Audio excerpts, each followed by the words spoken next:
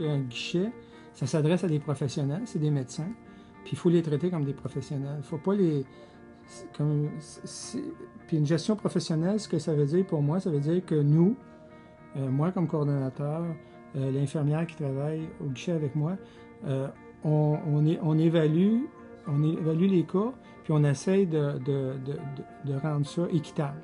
Okay? On veut que ce soit, que tout le monde mette l'épaule à la roue, mais c'est pas égal. Okay? On ne peut pas traiter de la même façon un médecin qui fait de la pratique depuis 30 ans, qui a un caseload chargé. On ne peut pas lui demander le même effort qu'un médecin qui commence à pratiquer. On ne peut pas demander le même effort à un médecin qui a une grosse charge hospitalière qu'un médecin qui fait seulement du cabinet. Fait que la gestion professionnelle, nous, ce qu'on essaye de faire, c'est de distribuer les cas pour que ça répartisse la charge équitablement.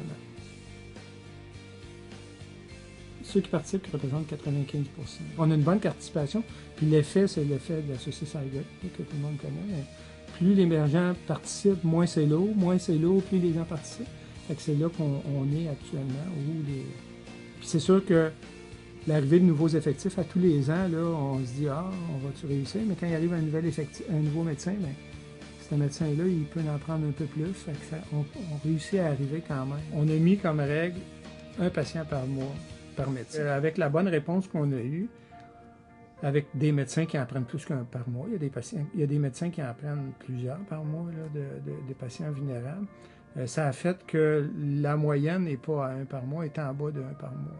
Moi, un des objectifs que j'avais, ça c'est un objectif personnel, c'était que ça sorte aussi vite que ça rentre. Faire que la problématique pour laquelle on adresse le patient, ce soit une problématique qui relève des compétences de médecin de famille. Ça, c'est fondamental. Entre autres, les cas de santé mentale qui parfois sont difficiles à référer. Moi, quand une demande vient de la santé mentale, je m'assure, je dis au médecin qui veut le référer, d'accord, mais tu ne sors pas du tableau. Puis c'est quoi les problématiques qu'un médecin de famille peut aider?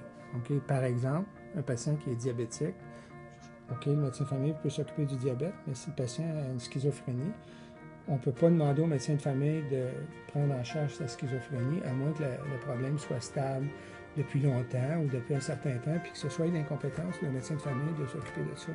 Mais c'est vraiment, faut pas que le guichet devienne comme une façon pour d'autres médecins de se décharger de leurs responsabilités. Nous, ça nous sert beaucoup, la préparation des dossiers, parce que ça nous permet de se faire une bonne idée de la problématique puis de l'orienter vers le bon médecin. Puis ça, c'est le secret là, du respect du professionnel. Les médecins, c'est pas du monde qui veulent toujours des affaires faciles. C'est souvent du monde qui aime ça, des challenges, des cas compliqués, mais dans leurs compétences. Puis on est chanceux dans le territoire, on a un bon assortiment de médecins qui prennent en charge. On a un médecin qui fait beaucoup de soins palliatifs. Fait que quand on tombe dans les soins palliatifs, elle refuse à peu près jamais. On a un médecin qui fait de la toxicomanie. Fait que quand il y a des cas de toxicomanie, habituellement, il les accepte. Fait que c'est sûr que ça, c'est précieux. Ça. Que chaque guichet a son mode de fonctionnement. Je pense que chaque milieu a sa dynamique. Je pense que on peut juste... Peut-être le message, c'est qu'on peut juste être en mode séduction.